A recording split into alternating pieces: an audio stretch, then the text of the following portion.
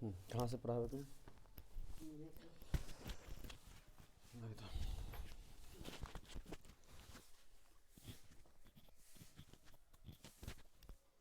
Good morning student, M coaching centre Muzaffarpur आप लोगों का स्वागत है। आज हम लोग जीव जनन कैसे करते हैं उस चैप्टर के बारे में हम लोग पढ़ेंगे। कल कुछ पढ़े थे, उससे आगे हम लोग पढ़ेंगे। आज जीव जनन कैसे करते हैं, बायोलॉजी का सेकेंड चैप्टर है।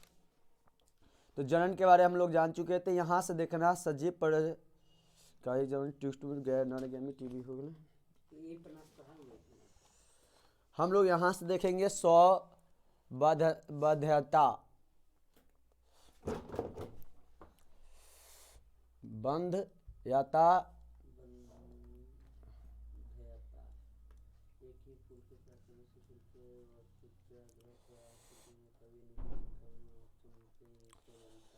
तो सबसे पहले हम लोग एक ही फूल के परागण से उसी फूल के वर्तिकार्क पर आ पहुंचे, तब ये निषेचन कराने में क्या हो जाता है, असक्षम हो जाते हैं। एक ही फूल हो, कोई एक ही फूल की बात हो रही है, कितने फूल की, एक ही फूल की बात हो, एक ही फूल के परागकण, एक ही फूल के क्या होना चाहिए, परागकण। जब एक ही फूल की परागकण की बात होती है तो क्या किया जाता है, परागकण उसी फूल के अतिवर्ती कारक पर, उसी फूल के वर्ती कारक पर, वर्ती कारक पर आ पहुंचे,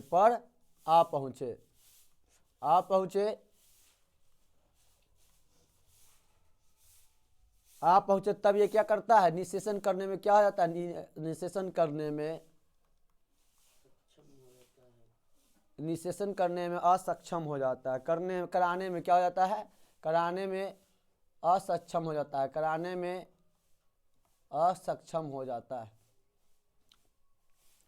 अक्षम हो जाता है, होते हैं। इन्हें क्या कहते हैं, इसे हम कहते हैं स्वबंध्यता कहते हैं। इसे क्या कहते हैं, हम स्वबंध्यता कहते हैं, कहते हैं। तो सबसे पहले हम लोग से स्वबंध्यता का मतलब, जब एक ही कोई फूल है उस पर परागकण करने के लिए उसी फूल पर क्या आ जाए, वर्तिकार्क पहुंच जाए। कोई फूल पर परागकण के उसी फूल पर वर्तिकार्क आकर पहुंच जाता है तो निषेचन कराने में क्या हो जाता है, वो असक्षम हो जाता है। उसे हम क्या कहते हैं, स्वबंध्यता कहते हैं। यानी किसी फूल पर, एक ही फूल पर परागकण पे उसी फूल के वर्तिकार्क पर पहुंच जाए तब उसे हम निषेचन कराने में क्या हो जाता है, असक्षम हो जाते हैं। जिसे हम क्या कहते हैं, स्वबंध्यता कहते हैं। क्या कहते हैं, स्वबंध्यता कहते हैं। अब परागकण की बात आता है, किसकी बात आती है, परागकण की बात है। किसकी बात, परागकण की बात आता है। तो हम लोग परागकण की बात जानते हैं, परागकण की बात जानते हैं। किसके बारे में जानते हैं, परागकण की बात जानते हैं। तो परागकण की बात, सबसे पहले कणों में परागकोश, किसका बात होती है, परागकोश की। किसकी बात होती है, परागकोश की। परागकोश से वर्तिकार्क कहते हैं, परागकोश से वर्तिकार्क में स्थानांतरण को क्या कहते हैं, हम में स्थानांतरण को परागकण कहते हैं। शब्द हम छोटा छोटा 1 नंबरिया क्वेश्चन ऑब्जेक्टिव बोले और सब्जेक्टिव भी यहाँ से भी बनते, दोनों 2 नंबर भी क्वेश्चन, 1 नंबर भी क्वेश्चन यहाँ से कंप्लीट हो रहा है। स्थानांतरण को हम क्या कहते हैं, स्थानांतरण को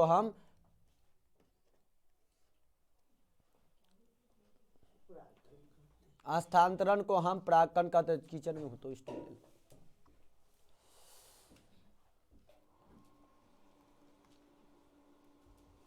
स्थानांतरण को हम क्या कहते हैं, स्थानांतरण को क्या कहते हैं, परागकण कहते हैं। स्थानांतरण को परागकण कहते हैं। स्थानांतरण को क्या कहते हैं, परागकण कहते हैं। बिकी तू कुर्सी में घुसा ले तो उन्हें से घुसा, हाँ जो कर, हाँ। स्थानांतरण को क्या कहते हैं, परागकण कहते हैं। क्या कहते हैं, हम परागकण कहते हैं। क्या कहते हैं, परागकण कहते हैं, परागकण कहते हैं। लंबे वाला आदमी पीछे में बैठे ना, बिकी तो उन्हें कल बैठे, हाँ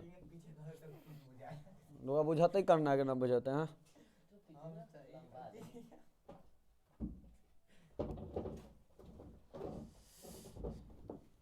पीछे से बैठे तो उतना ही दिखाई देते, तो लंबा हाथे आगे से बैठे तो उतना ही दिखाई देते, तो छोट वाला के ना दिखाई देते, कष्ट हो जाए।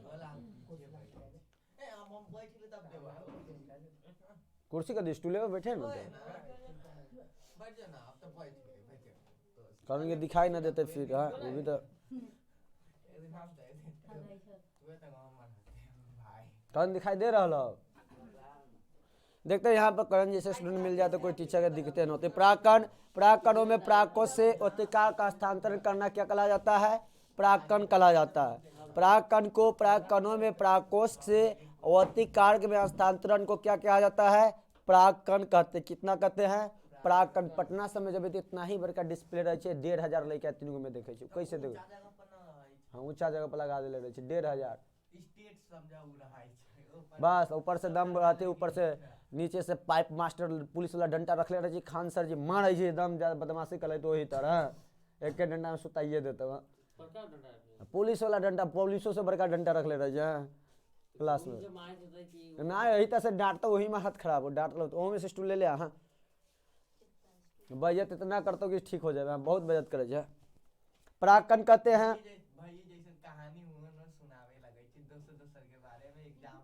हाँ हुआ शुरू हो जाए सब टीचर ना मिल रहा रे बेसलवा। हाँ तब किसके बारे में देखेंगे हम? अंडोत्सर्ग के बारे में देखते हैं। किसके बारे में? अंडोत्सर्ग के बारे में देखते हैं। किसके बारे में हम लोग देखेंगे? अंडोत्सर्ग के बारे में देखते हैं। वही तरह बिठा हमने घुमावे छो। हाँ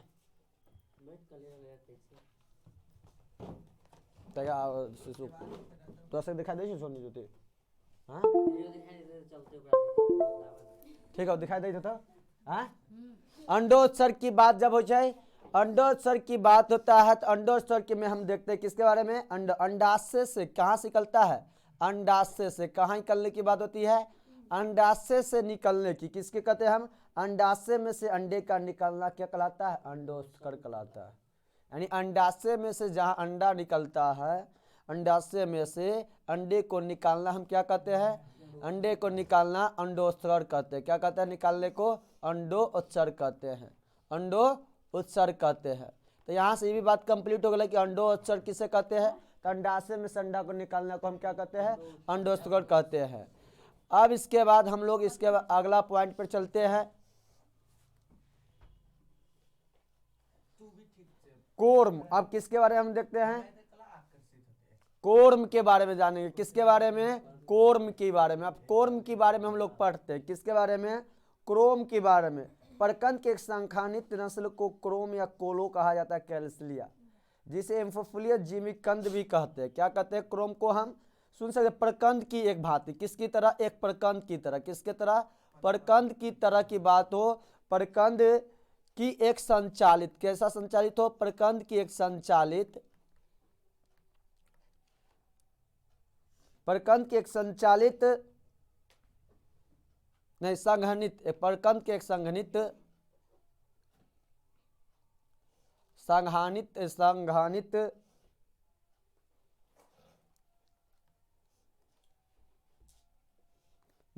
संघनित नसत का, नसत को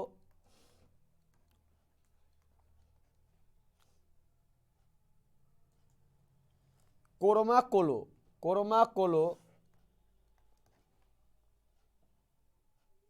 कोर्म कोलो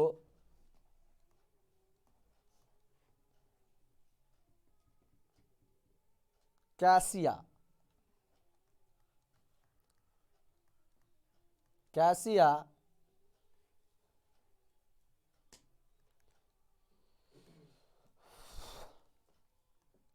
एमो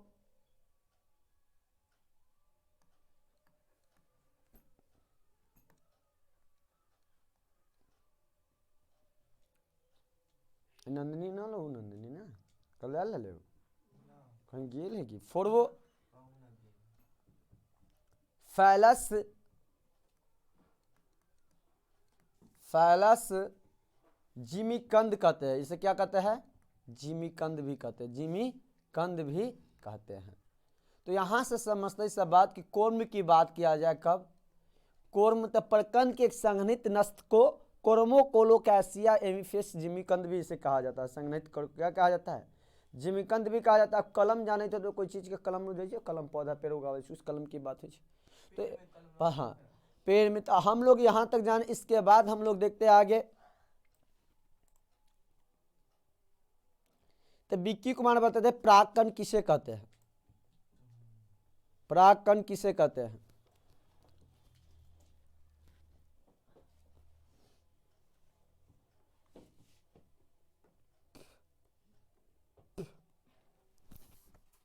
परागकण किसे कहते हैं बताता है।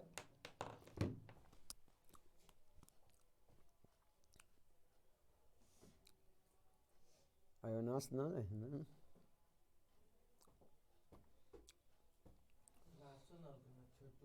वो तो बड़ा बदमाश ही छुटुआ है। नंदिनी कुमारी बताते परागकण।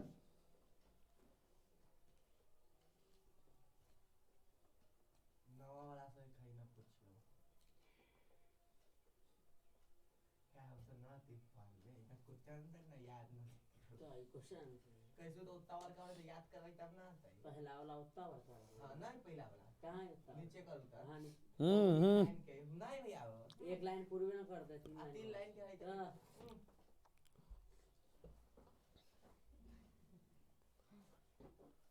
कब तो और छोड़े ना बताता है। नंदिनी हो गलो आंचल।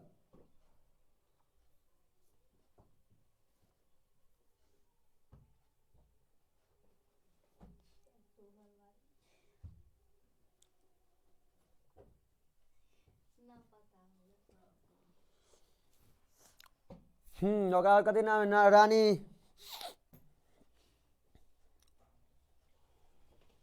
बताते हैं रानी परागकण। हाँ नमन देख नहीं है। नमन कहै छै तब ना फूल बढ़ै छै अरे फल बनै छै ना मधुमक्खी ना करै छै। सबसे पहले हम लोग देखेंगे यहाँ पर ये फूल की बात हो रहा है। तो परागकण की बात हो रहा है। परागकण में सबसे पहली बात यहाँ पर रखते हैं। परागकण पौधे में परागकण क्या होता है, एक नर भाग होता है। कौन सा भाग होता है, मादा भाग होता है। कौन कौन भाग होता है परागकण में, एक नर भाग एक मादा भाग होता है। कौन होता है क्या, परागकण में दो भाग होते हैं, एक नर भाग एक मादा भाग होता है। और मादा भाग को क्या कहा जाता है, परागकोश कहा जाता है। नर भाग को क्या कहा जाता है, नर वाला परागकण में दो भाग, एक नर भाग एक मादा भाग। हर चीज में एक नर मादा भाग, फीमेल मेल हो सारा चीज में मादा भाग। तो इसमें फीमेल वाला को हम क्या कहते हैं, इसका नाम का जो भाग का क्या कहा जाता है, परागकोश कहा जाता है। क्या कहा जाता है, परागकोश कहा जाता है। इंग्लिश में हम कह सकते हैं एंथर। क्या इंग्लिश में क्या कह सकते हैं, इंग्लिश कथी पढ़े बहुत ज्यादा तो सही बिहार बोर्ड है। अगला बाद यहाँ पर हम लोग देख सकते हैं मादा को क्या कहा जाता है, मादा को वर्तिकारक कहा जाता है। कथी कहा जाता है, वर्तिकारक कहा जाता है। मादा को क्या कहा जाता है, वर्तिकारक कहा जाता है, इंग्लिश में स्टीमा। और इसके उपरांत दोनों उपरांत परागण उपरांत की निषेचन क्रिया होती है, उसे प्रजनन कार्य आगे क्या करती है, बढ़ाती है। ये पुष्प पर मंडराती पंखी क्या कर रही है, परागकण में जो पुष्प पर मंडरा रही है पंखी, इस पुष्प पे तो क्या करे, मंडरा कर परागकण करने में सहायक हो रही है। क्या करने में सहायक हो रही है, परागकण में होने में वह सहायक हो रही है। क्या हो रही है, परागकण करने में यह सहायक हो रही है। क्या हो रही है, सहायक हो रही है। कौन सा चीज से, किससे, परागकोश और किससे, अपरागकण से। और अब देखेंगे परागकण क्या है, तो सबके पता चल गया। परागकण किसी भी पुष्प का परागण निकाल कर दूसरे पुष्प में या फिर दूसरे पौधे के पुष्प तक पहुंचाता है, इसे क्रिया को हम क्या कहते हैं। इस तरह से भी याद कर सकते हैं। जब किसी पुष्प परागकण निकल कर किसी दूसरे पुष्प पर या फिर दूसरे पौधे पर पुष्प पर पहुंचाता है, उसे हम क्या कहते हैं, परागकण कहते हैं। पराग की क्रिया दो विधियों द्वारा होता है। कितने विधि द्वारा होता है, दो विधियों द्वारा होता है। कौन कौन विधि, स्वपरागण और परपरागण। स्वपरागण और परपरागण, इस बात के समझ आ गया होता है। स्वपरागण की मतलब जब परागण की क्रिया किसी पुष्प पर परागकोश से परागण निकालकर पौधे के पुष्प नर पर पड़ता है, पौधे के पुष्प पर पड़ता तो स्वपरागण कहलाती। क्या कहलाती है, जब परागण की क्रिया किसी पुष्प पर, हाँ परपरागण, हाँ जब परागण की क्रिया किसी पुष्प के परागकोश से पराग निकलकर उसी पौधे के पुष्प पर पड़ता है, उसे हम क्या कहते हैं, स्वपरागण कहते हैं। अब इसके बाद यहाँ पर न दिले परागण के कितने प्रकार है, इसमें न दिले किताब में कहाँ दिले, इधर ना ओकरे सामने देले कदे दिले है, स्वपरागण और परपरागण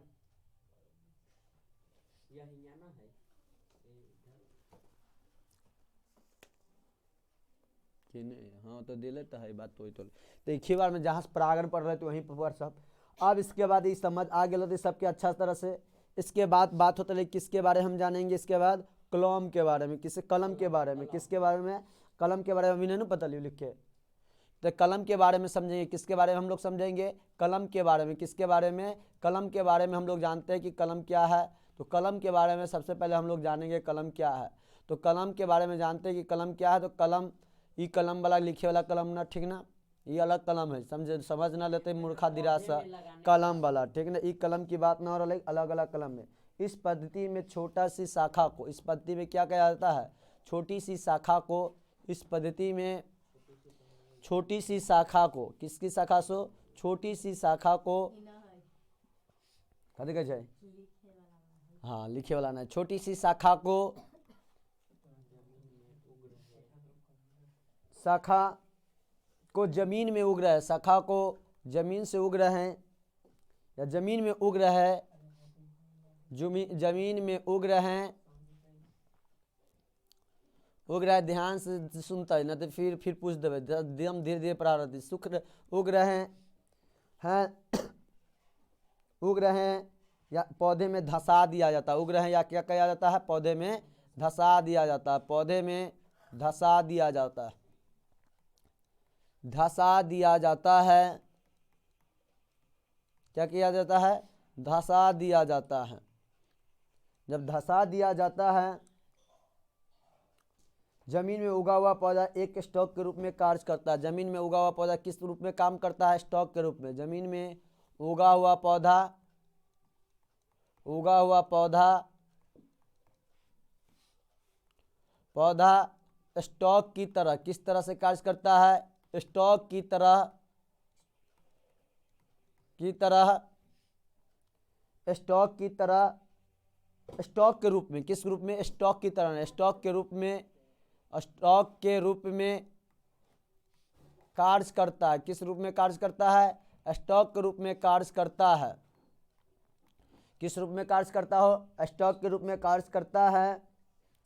और रोगों को क्या करता है, और रोगों को,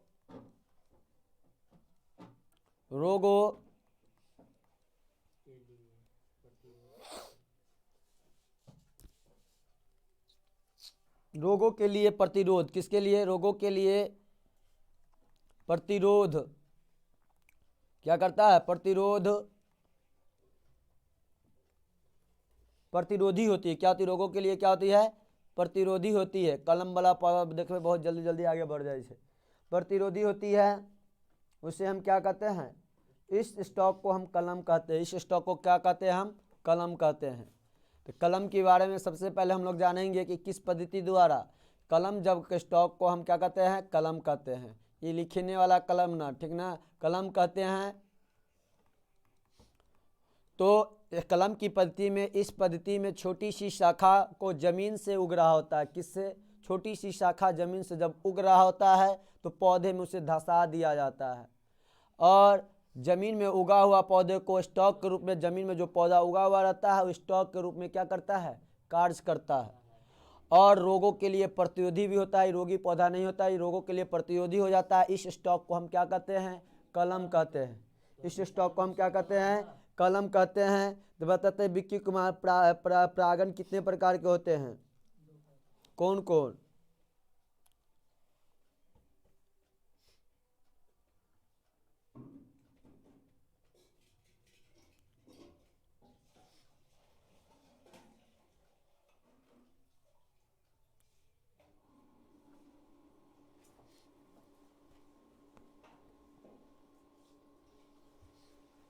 बताते हैं ज्योति को कितने प्रकार कौन कौन होते हैं,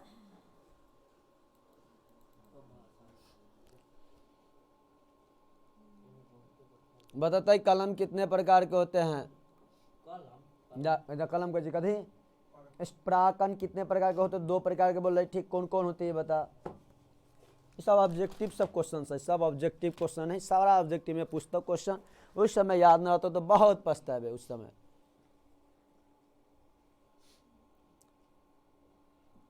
बताता है आंचल कुमारी। आंचल कुमारी, प्राकन कितने दो प्रकार के बोला होता है होते हैं तो कौन कौन होते हैं जब बता, दोनों के नाम। दो प्रकार के होते हैं तो कौन कौन होते हैं? क्या कोई स्टूल है? ये दो, ये नहीं था, 1 2 3 4 5 6 7, हम लेके 8 गो है। ये नहीं तो स्टूल क्या है? 10 गो स्टूल है। सुने ना ऊपर आ जाता है ओकरा। हाँ बैठ जाओ इतना छोटो। हाँ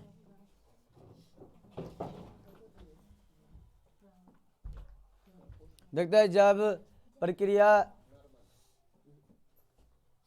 बताता है कितना। मनीषा कुमारी, 100 कहते कहते प्राकन 2 प्रकार के होते हैं, कौन कौन होते हैं बताता है।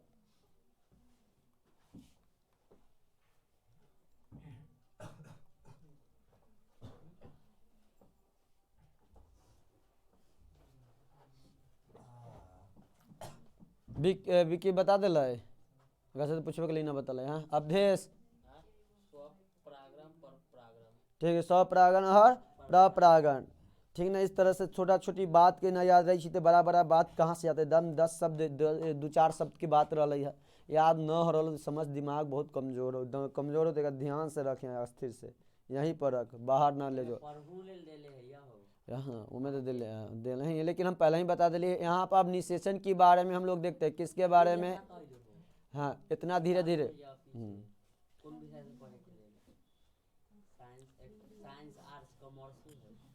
यहाँ पर समझता है पहली बात, दम छोटा छोटी बात बता रहा है, दम छोटी छोटी, दम टुटपुरजिया नंबर, अकाउंट रुपया जमा कर करके बहुत बड़ा पैसा हो, अकाउंट नंबर जमा करके टुटपुरजिया नंबर से बहुत ज़्यादा नंबर हो जाता है, ठीक ना। अब निषेचन की बात करें, ये सब छोटी छोटी बात दम धीरे धीरे पढ़ा, इतना धीरे धीरे हम बोर्ड पर पढ़ाते इतना धीरे धीरे ना पढ़ती, बहुत स्पीड में।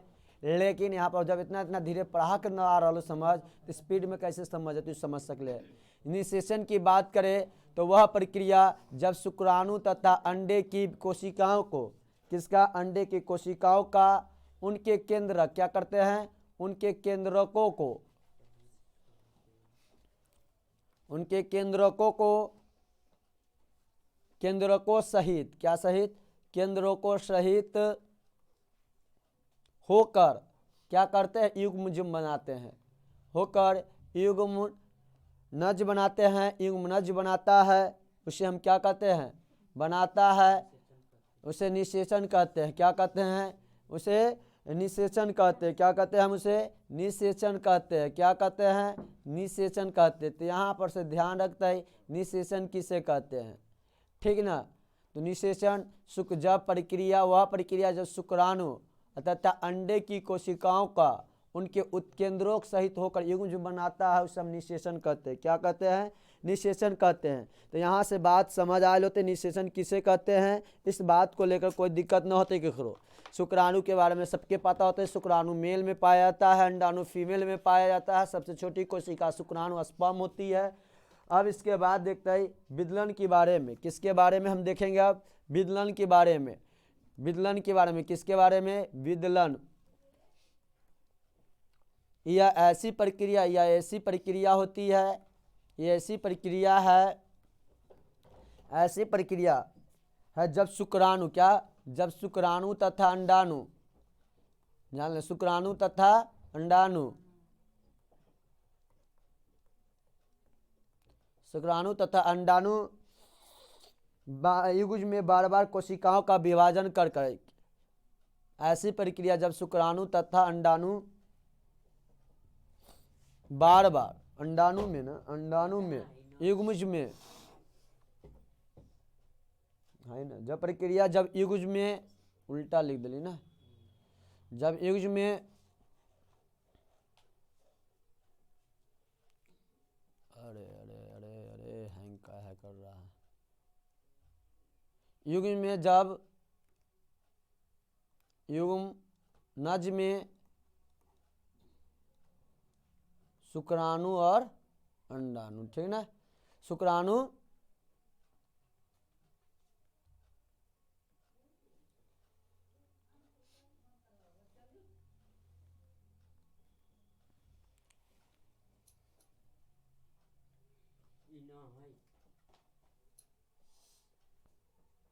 अरे हमरो दिमाग है कहीं पर और चले। जब युग्म में बार बार कति होता है, बार बार क्या होता है, बार बार कोशिकाओं का विभाजन होकर, किसका होकर, कोशिकाओं का विभाजन होकर, बार बार कोशिकाओं का विभाजन होकर, कोशिकाओं का विभाजन होकर, कोशिकाओं का विभाजन होकर क्या करता है, बहुसंख्यक में संभाजन कर कोशिका बनाती है, होकर बहुसंख्यक में क्या करती है, बहुत अधिक में, बहुत संख्यक में, संख्या में, बहुसंख्या में, संख्यक में, बहुसंख्यक, बहुसंख्यक संभाजन क्या कहता है, समाभाजन कोशिका बनाती, क्या बनाती है, समाभाजन, सभाजन, सभाजन कोशिकाएं बनाती है, क्या करती है, कोशिकाएं बनाती है, उसे हम क्या कहते हैं, कोशिकाएं बनाती है, क्या कहते हैं, उसे हम विदलन के बारे में जानते हैं, बनाती है। तो सबसे पहली बात निषेचन के बारे में समझा गया। विदलन ऐसी प्रक्रिया होती है जब युग्मज में बार बार कोशिका विभाजन होता है, युग्मज में कति होता है, बार बार कोशिका का विभाजन होता है। इस बात को हम क्या कहते हैं, युग्मज की बार बार क्या होती है, कोशिका में विभाजन होकर बहुसंख्यक में कोशिका क्या करती है, विभाजन होती है, संभाजन करती है। अब जब संभाजन करती है तो यहाँ तक समझ आ गए। यहाँ पे फिर हम पूछ सकते यहाँ से किसी से भी बताता है। अब सोनी कुमारी, निषेचन की सबसे छोटी कोशिका कौन होती है बता, मेल में सबसे छोटे, मानव में सबसे छोटी कोशिका कौन सी होती है,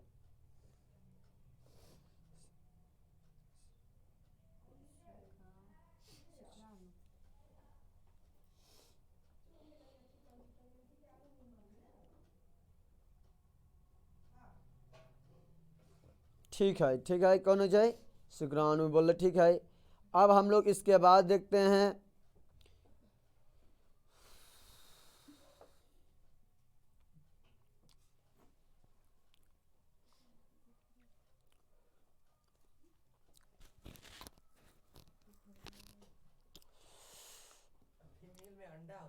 फीमेल में अंडा होइ छै ना, फीमेल में अंडा पायल जाइ छै।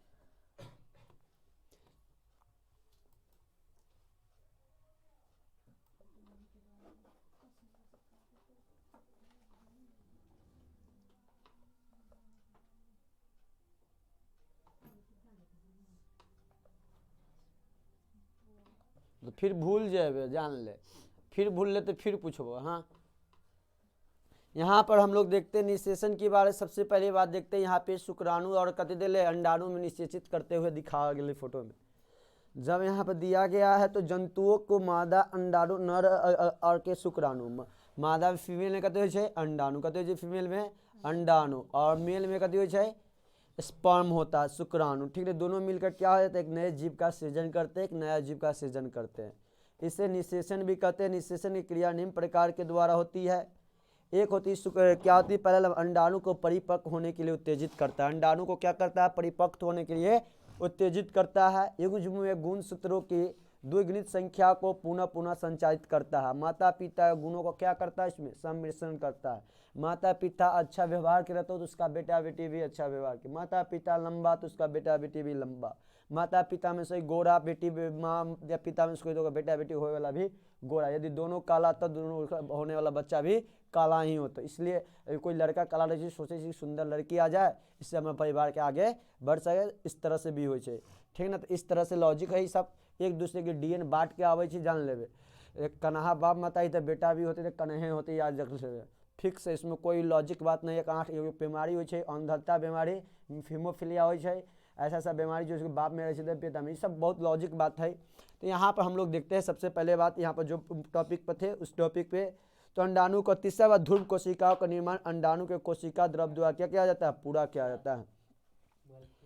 अंडों की परिधि में पुनः परिवर्तन करे, पढ़े ना कथी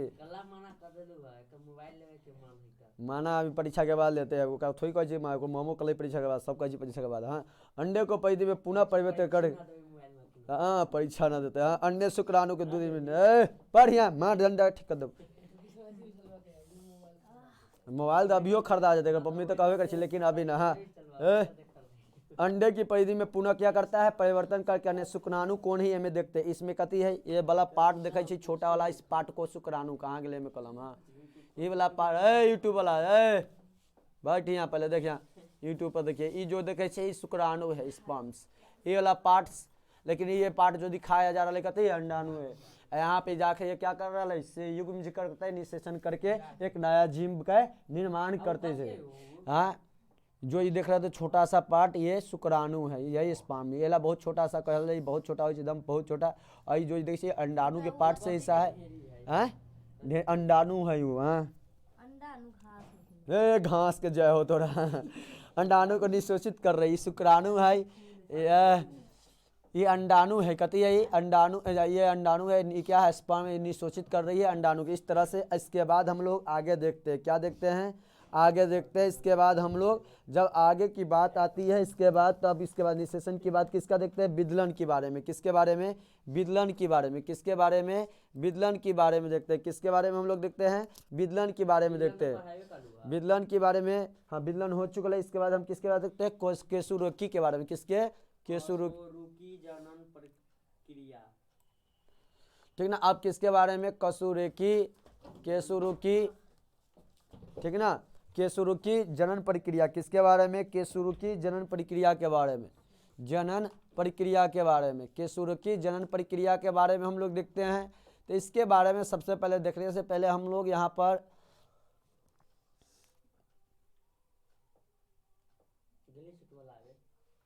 कथी रे छोटवा कथी का जिला बेला। हाँ, तो यहाँ पर सबसे पहले तो यहाँ केशुरुकी पर क्या होगा, ऐसी कोशिका प्राणी केवल लैंगिक रूप से जनन कर सकता है। किससे केशुरुकी प्राणी जनन कर सकता है, लैंगिक रूप से। किससे, लैंगिक रूप से जनन कर सकता है। कोई पूछे किससे कर सकता है, तो लैंगिक रूप से ही जनन कर सकता है। किस रूप से, लैंगिक रूप से जनन कर सकता है। किससे जनन कर सकता है, लैंगिक रूप से जनन कर सकता है।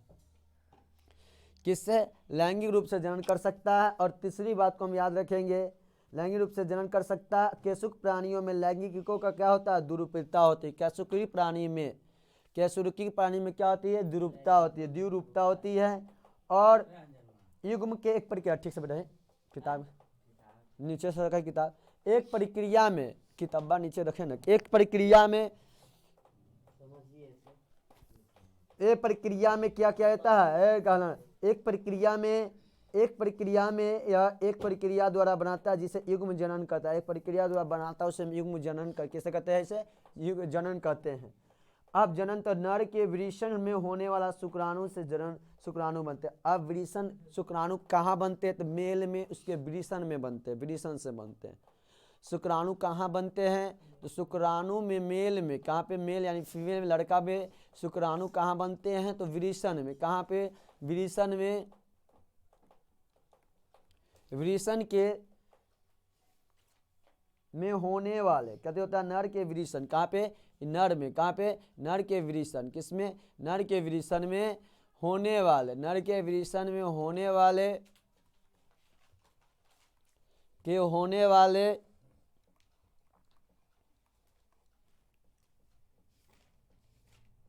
वाले शुक्राणु से, कहाँ से होने वाले, शुक्राणु से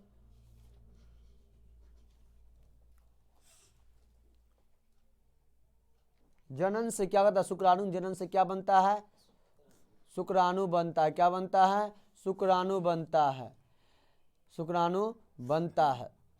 तब इसके बाद आगे हम लोग चलते हैं, इसके शुक्राणु बनता है पता चलो कहाँ पे शुक्राणु बनता है।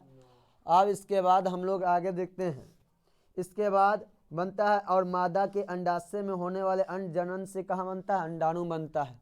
अंडाणु कहाँ से बनता है, तो मादा में अंडाणु बनता है। अंडाणु कहाँ पे बनता है, मादा में। तो मादा में जब बनती है, लड़की में, फीमेल में बनती है, तो मादा के अंडाशय में होने वाला, जो मादा में अंदर, मादा के अंदर एक अंडाशय शरीर में पार्ट होता है, अंग होता है, अंडाशय में होने वाले अंड के जनन से होने वाले अंड के जनन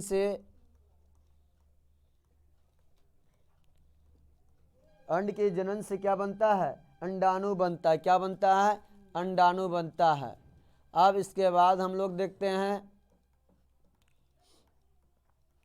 अंडाणु। अब इसके बाद क्या दिया गया है, शुक्राणु युग्म और शुक्राणु अंडाणु निषेचन नामक प्रक्रिया द्वारा परस्पर जुड़ जाते हैं। यह कार्य मैथुन के द्वारा होता है। अब शुक्राणु और अंडाशय अंडाणु एक दूसरे किस क्रिया द्वारा जुड़ जाते हैं, आपस में मैथुन के द्वारा जुड़ जाते हैं। इसके बाद हम आगे जानते हैं सजीव प्रजनक के बारे में। किसके बारे में, सजीव प्रजक के बारे में। किसके द्वारा, सजीव प्रजक के बारे में। किसके द्वारा हम लोग समझते हैं, सजीव प्रजक के बात समझते हैं तो सजीव प्रजक के बारे में जानते हैं। सजीव प्रजक क्या है, ऐसे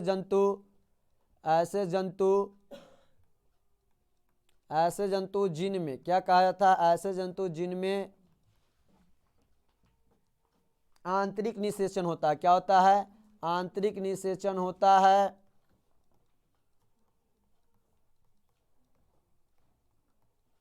आंतरिक निषेचन होता है,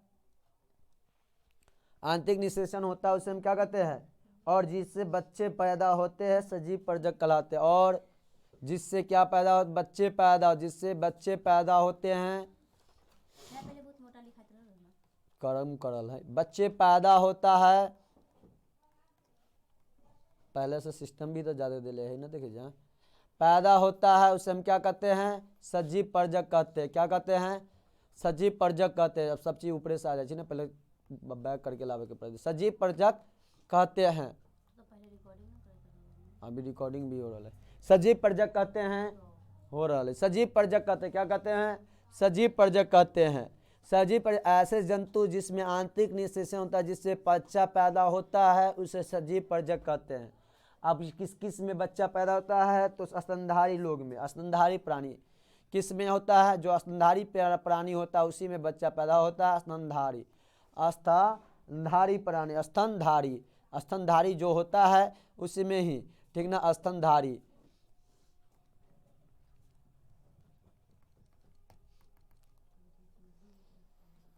स्तनधारी किसमें, स्तनधारी के बात होता है किसमें, स्तनधारी में।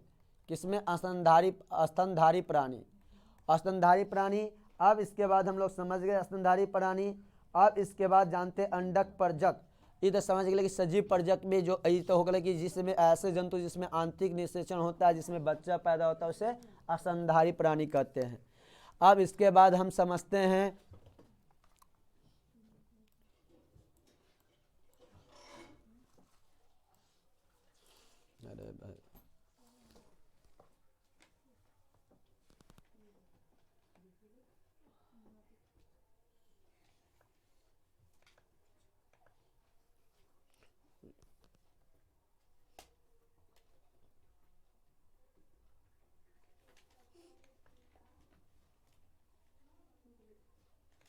अब इसके बाद हम लोग किसके बारे में समझेंगे, इसके बाद अंड प्रजक के बारे में। किसके बारे में, अंड प्रजक के बारे में। जैसे मछलियाँ उसक ऐसे उसकी के बारे में, तो अंड प्रजक के बारे में हम लोग समझते हैं। पहले अंड प्रजक के बारे में, जब अंड प्रजक के बारे में जानेंगे तो अंड प्रजक के बारे में, किसके बारे में जानते हैं, अंड प्रजक के बारे में। जब अंड प्रजक के बारे में समझते हैं तो अंड प्रजक जिन जंतुओं में बाह्य निषेचन होती है। सजीव प्रजक में क्या होती है, आंतरिक निषेचन होती है, लेकिन जिसमें बाह्य निषेचन होती है वह अंड प्रजक कहला जाती है, ठीक ना। तो जिसमें बाह्य निषेचन होता है, जिन जंतुओं में बाह्य निषेचन होता है, जिन जंतुओं में क्या होती है, बाह्य निषेचन होता है, जिन जंतुओं में बाह्य निषेचन होता है उसे हम क्या कहते हैं, बाह्य निषेचन होता है। क्या करते हैं, बाह्य निषेचन होता है उसे हम अंड प्रजक कहते हैं। क्या कहते हैं उसे, और होता है, और क्या करता है, जो अंडे देते हो, क्या करता हो, और जो अंडे देते हो, अंडे देते हैं उसे हम क्या कहते हैं, अंड प्रजक कहते हैं। तो यहाँ से अंड प्रजक की भी परिभाषा याद हो गया, तो अंड प्रजक कहते हैं। क्या कहते हैं, अंड प्रजक कहते हैं। तो यहाँ से बात ये भी कंप्लीट कि अंड प्रजक किसे कहते हैं और किस किस में अंड प्रजक, कीट और मछलियाँ में। किस में, कीट और मछली में। किस किस में अंड प्रजक होते हैं, कीट और मछली में। छोड़ दें ना, समझे दे ना, कीट और मछलियाँ में। किस में, कीट और मछलियाँ में। आप सुनता है जो टेस्ट ना दिलाई कर सके गार्जियन के पास फोन जाता है कि रिक्स फेल होते, रिक्स मेरे पास ना है। और जो अभी टेस्ट में फेल भी कर जाते ओकरो फोन जाते गार्जियन के कि बच्चा नहीं पढ़ रहा, टेस्ट में फेल कर गया है, मैट्रिक में हम जितना बोल रहे हैं उससे 1 नंबर कम नहीं आएगा, बस 5-10 नंबर आगे पीछे। हाँ, आज चेक हो जाते सब रात में हम 1 बजे उठ लिए, नींद से बर्दाश्त न हो सुत रही, लेकिन आज पक्का चेक हो जाता है। आज रात में ना तो कल सुबह पक्का सबके फोन जाते हैं। हाँ, फिक्स बात में कोई हंसे वाला बात नहीं, जितना बड़ा सारा के बचाओ, पहले ही गार्जियन के आगे बढ़े। बात की बात तू ना पढ़ रही तब सारे बच्चे के पास फोन जाते, जो न दिले वो भी, न दिले वो भी, फेल कर रहे हैं, न पढ़ रहे, डिक्लेयर बात है। और जिसमें हम क्वेश्चन बता रहे तीनों भाई, तुम्हें पूरा क्वेश्चन पहले बता रहे थे, एक क्वेश्चन बता दे रही थी, तुम्हारे पास ये क्वेश्चन रहेगा, बस वही क्वेश्चन, ऑब्जेक्टिव ना बतावे, ऑब्जेक्टिव तो याद करे, ऑब्जेक्टिव ना तब तू फेल कर रहे थे, यानी तू घरे पढ़िए न रहे थे, बस जाए यहाँ से पोता लेके वहाँ आओ सनम जाओ सनम तेरे नाम में, बस नाम के पढ़ाई है, तो उस नाम से अच्छा कि पढ़ाई छोड़ ही दे। हैं, अब हम अंड परजक के बारे में समझिए। जिन जंतुओं को बाह्य निषेचन होता है, जो अंडे देते उसे क्या कहते हैं? अंड परजक कहते हैं। जितना अच्छा इस साल पढ़ा ली उतना ही सबसे खराब स्थिति इस साल के, जितना इस बार हम दिल लगा के पढ़ा ली जिंदगी में सबसे ज्यादा है, लेकिन सबसे स्थिति ट्यूशन के खराब इसी साल है। सबसे अच्छा रहे रविया सकविया भरोसा रहा, थोड़ा सा पता वो भरोसा ना। हाँ, अंड परजक की बात कहा जाए, अंड परजक की बात जब किया जाता है, लेकिन क्वेश्चन से 6 महीना पहले सारा खत्म रहा, अक्टूबर महीना में ही क्वेश्चन आंसर खत्म हो गया, सितंबर के अक्टूबर महीना में टीचर्स डे के बाद। सिर्फ एगो इतिहास के छोड़ के सारा क्वेश्चन आंसर कंप्लीट है, हिंदी के भी पूरा कंप्लीट, संस्कृत के में तो छोटा मोटा रही, तो चल वो भी कुछ कराई नहीं रही, सारा का अब कुछ यादें नहीं बच्चा के की कल की पता ना। हाँ, अंड परजक। अब अंड परजक की बात देखें, इसके बाद हम किसके बारे में देखेंगे? गुप्त विषणुता के बारे में देखेंगे। खाली घूमने से थोड़ी हो जाए, गुप्त टीवी देखे से।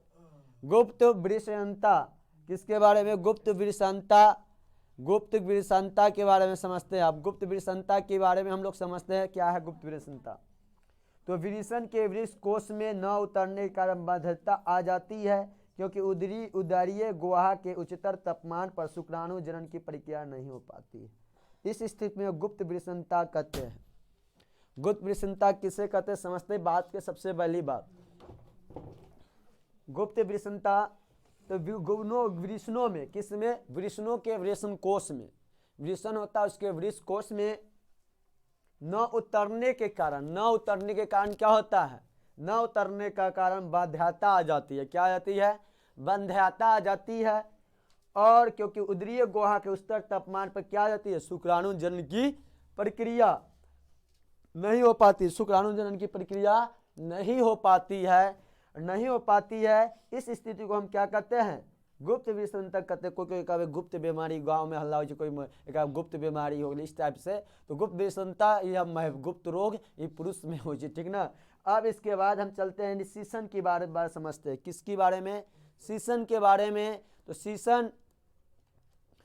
शीशन है क्या? सबसे पहले तो शीशन नर का बाह्य जनन अंग होता है मेल में, यानी मेल में, या नर का क्या होता है? नर के मतलब मेल में उसके बाह्य अंग होता है, जनन का बाह्य अंग होता है शीशन।